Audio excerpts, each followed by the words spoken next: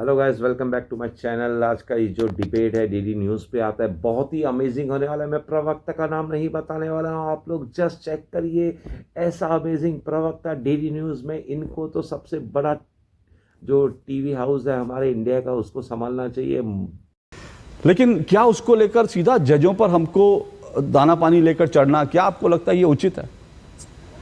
मुझे एक केस और बताइए कि सेम डे ऑर्डर किया गया हो और तुरंत टीम सर्वे के लिए चली गई हो। एक और उदाहरण दीजिए मुझे, मैं माफी मांगूंगा ना। दूसरा उदाहरण दीजिए, जब सेम डे ऑर्डर दिया गया हो किसी भी धार्मिक स्थल के सर्वे का, जो कि चलिए किनारे रख दीजिए, कूड़े के डब्बे में रख दीजिए, 91 का वर्शिप एक्ट, चलिए ठीक है, आप नहीं मानते कोई बात नहीं, आप जज हैं, न्यायमूर्ति हैं।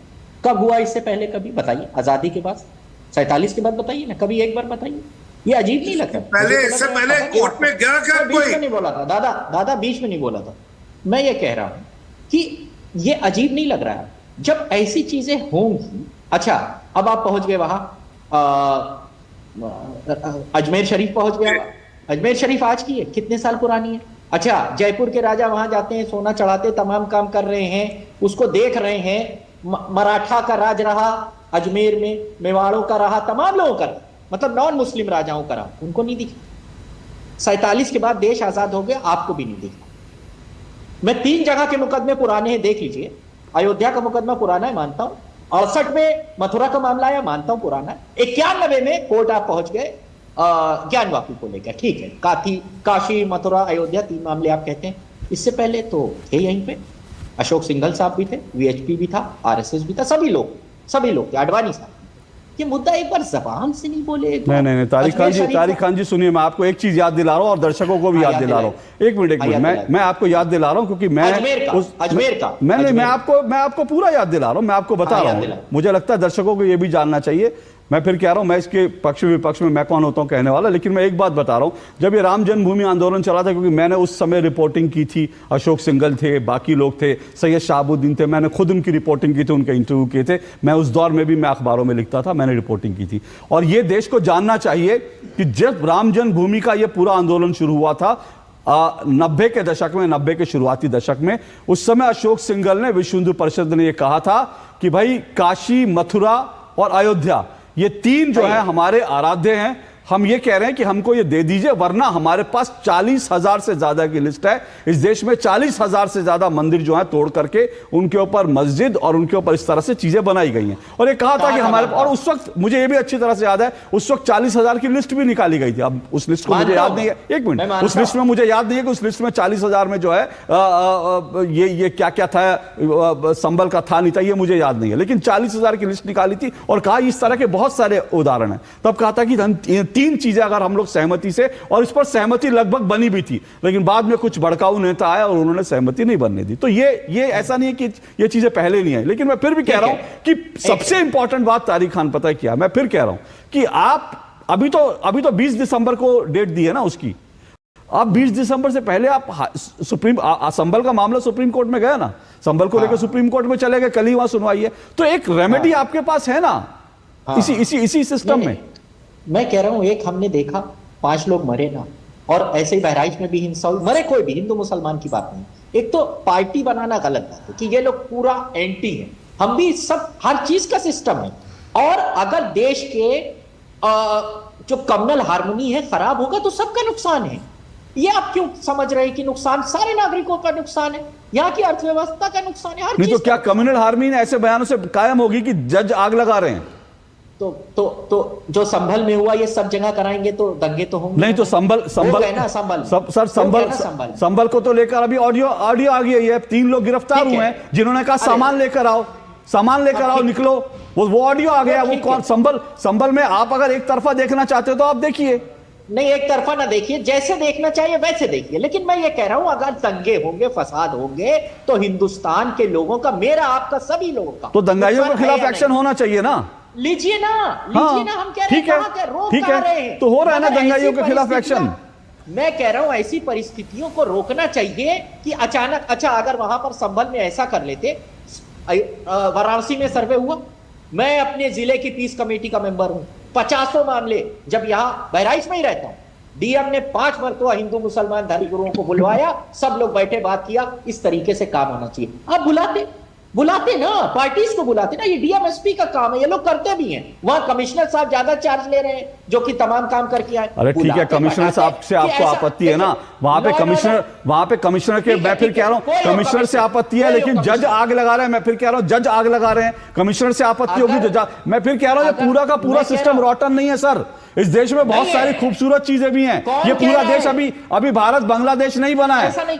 अभी बांग्लादेश बनाने की मंशा है कुछ लोगों की, लेकिन भारत अभी भारत है, बांग्लादेश नहीं बना है। इसको मैं सिर्फ कह रहा हूं कि इसको बांग्लादेश मत बनाइए। एक बात बताइए, अभी आप 30,000 की लिस्ट की बात कर रहे थे, बौद्ध लोग 84,000 की लिस्ट लिए घूम रहे हैं कि पुष्पमित्र से उनके टाइम में तोड़ा गया था, वापस करो। और वो ये कह रहे हैं कि मुसलमान और हिंदू दोनों ने हमारे बौद्ध जो स्थल है उसको तोड़ा। राम मंदिर वाले मामले के बाद वो लोग सुप्रीम कोर्ट गए, सुप्रीम कोर्ट ने कहा कि बौद्ध जो है वो बौद्ध विहार है, हमारी साकेत धरती है, तो उनके 1-1 लाख रुपए का जुर्माना लगा दिया।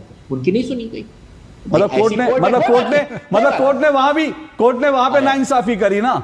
मैं इंफॉर्मेशन दे रहा हूं, इंफॉर्मेशन नहीं दे रहा। आप कह रहे हैं कोर्ट ने उनकी नहीं सुनी, जुर्माना लगा दिया। आप कह रहे हैं कि कोर्ट का वो फैसला भी गलत था राम जन्मभूमि को लेकर। आप देखिए, आपका तारिक खान, आपका दर्द निकल गया ना, आपका दर्द निकल गया। आपने तुरंत जो है राम जन्मभूमि को लेकर कहा, क्योंकि आप लोगों का दर्द यही है। दिक्कत ये आप लोगों की, आप लोगों का जो दर्द है वो राम जन्मभूमि पर मंदिर बनने का दर्द है। इस बात को स्वीकारिए, दिक्कत यही है। हिंदुस्तान में राम मंदिर बना, कहीं कोई बवाल नहीं हुआ, आप समझिए बात। नहीं तो अब आप बवाल करना चाहते हैं ना। अभी आपने क्या कहा, आपने अभी क्या कहा कि उस मामले में जो है सुनवाई नहीं हुई, वो लोग गए और उनकी सुनवाई नहीं, उनके ऊपर लगा दिया गया जुर्माना। 1-1 लाख रुपए जुर्माना लगा हाँ, तो क्यों तो आप क्या कहना चाहते हो? आप यही तो कहना चाहते हो ना कि राम मंदिर पर सुप्रीम कोर्ट का फैसला गलत था। बोलिए। नहीं, बोलिए ना। सुप्रीम कोर्ट का फैसला सबको मान्य था। मान्य था तो फिर क्यों आपने इस पर सवाल उठाए? मैंने सवाल नहीं उठाया, मैंने आपने सवाल उठाए सर, इतना समझ मुझे भी आती है सर। अगर सब लोग खोदना शुरू कर देंगे तो बौद्ध लोग अपनी 84,000 की लिस्ट नहीं तो खोदिए ना। आप लोगों ने खोदने की कोशिश की थी, आपने गोली मारने की कोशिश की, आपने खोदने की कोशिश की, आपने अवधेश प्रसाद को अयोध्या का राजा बना दिया। और क्या चाहते हैं आप? गोली अयोध्या का राजा जनता ने बनाया है। जनता ने नहीं बनाया, जनता नहीं बना सकती। अयोध्या का राजा एक ही है, भगवान श्री राम। अवधेश प्रसाद वो अयोध्या के राजा नहीं हो सकते, इस बात को याद रखिए। जनता ने आप लोग डेमोक्रेसी में जीत के राजा बनते होंगे, डेमोक्रेसी में जीत के कोई राजा नहीं बनता। ये आप लोगों की सोच होगी कि आपके सांसद बन गए तो अयोध्या के राजा हो गए। अरे भाई, ये आप लोगों की सोच होगी। छोड़िए, मैं इस डिबेट में नहीं जाना चाहता, लेकिन आपने जो आज कहा उससे साफ है कि अयोध्या का दर्द आपके दिल में है और वही पीड़ा निकल रही है, वही दर्द निकल रहा है। आरपी सिंह जी। देखिए तारिक खान साहब, एक तो आपका शुक्रिया, आपने ये माना कि आप हिंदू रहे हैं पहले, मतलब आप भी हिंदू थे पहले, ये आपने माना, अच्छी बात है। बिल्कुल। अरे आपके भाई थे, आप भाई नहीं मानते, दुश्मन मानते हैं। अशोक भाई दुश्मन समझे। मैं कह रहा हूँ राम मंदिर का फैसला मान रहा हूँ, कह रहे गुस्सा थे, नाराज थे। मैं कह रहा हूँ मान रहा हूँ, सब बातें रख रहा हूँ। बिल्कुल। अरे आपके भाई थे, आप भाई नहीं मानते, दुश्मन मानते हैं। अशोक भाई दुश्मन समझे। मैं कह रहा हूँ राम मंदिर का फैसला मान रहा हूँ, कह रहे गुस्सा थे, नाराज थे। मैं कह रहा हूँ मान रहा हूँ, सब बातें रख रहा हूँ। तारिक खान साहब थोड़ी कृपा करें, आपने एक बार मैंने हाथ खड़े कर दिए थे, थोड़ी मेहरबानी कर। तो ये अच्छा लगा आपने कहा, वो आप कैसे इस्लाम आपने कैसे कबूल किया किसी शमशीर की नोक के नीचे, वो सबको पता है।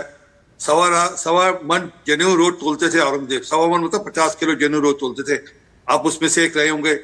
अशोक साहब बैठे हैं यहाँ पर, ये रोज के रोज जजिया पे करते थे। लड़े मरे हम थे, हमारे छोटे छोटे बच्चों के कलेजे निकाल कर माताओं के गले में मुंह में डाल दिए गए थे। हमारे गुरुओं की शहादत हुई थी। तो इसलिए इस सब में मत जाइए कि कब कौन क्या था, परंतु मूल बात यह है कि जिस सारी बात को लेकर उन्हें आज ये कह दिया कि जज आग लगा रहे हैं, जरा कृपा कर वो थोड़ा पढ़ तो लेते जजमेंट को, वो समझ तो लेते जजमेंट को। और अभी आपने कहा कि संभल के अंदर हाथों हाथ क्यों चले गए।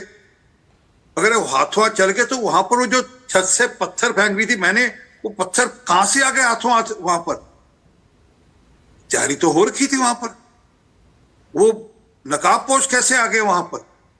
वो गोलियां कैसे चली वहां पर? वो तमंचे कैसे आ गए वहां पर? वो अगर कोर्ट ने कुछ अनगैली करी आपके हिसाब से, कोर्ट ने कहा, और हाथों हाथ वहां पर सर्वे के लिए चली गई टीम, तो वो जानकारी कैसी थी कि कोर्ट का सर्वे का ऑर्डर ये आएगा और कोर्ट ये करेगा और हमने तैयारी करके रखनी है वहां पर पहले से? तो इस सब में मत जाइए, सबको पता है कि क्या खेल हो रहा है। मैं वापस से कह रहा हूँ, ये भारत को बांग्लादेश बनाने के पूरी रचना है। लोगों में जो हमारी संवैधानिक संस्थाएं हैं उन पर प्रश्न चिन्ह खड़े करने का मामला है। और मैं चाहूंगा अशोक जी, कृपा कर इनको जो कोर्ट का जजमेंट अजमेर शरीफ को लेकर है वो भी पढ़ लीजिए, और किस हिस्से के लिए आया है।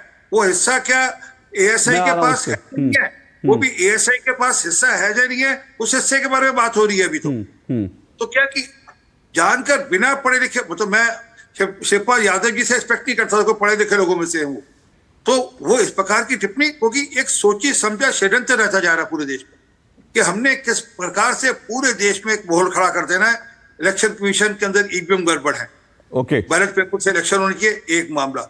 आपने अभी सेना को लेकर का फारूक अब्दुल्ला साहब का थोड़े दिन पहले का सेना को लेकर जो बयान आया था, पूरा देश शर्मसार हो गया होगा। क्या कहा उन्होंने कि सेना पाकिस्तान के लोगों से मिली हुई है तभी यहाँ पर हमले हो रहे हैं, ये उनका बयान था फारूक अब्दुल्ला साहब का।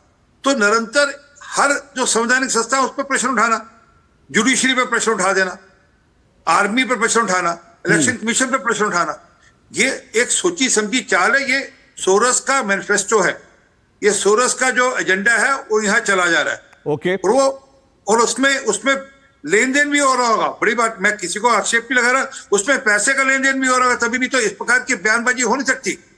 ठीक है, मैं उसमें सो गाइस, अगर आपको ये वीडियो अच्छा लगी हो और ये डिबेट एकदम धमाकेदार लगी हो, मजेदार लगी हो, तो जल्दी से चैनल को सब्सक्राइब कर देना, लाइक कर देना, यार दोस्तों के साथ शेयर कर देना। ये पूरा वीडियो देखे मजा आ गया। Thank you so much.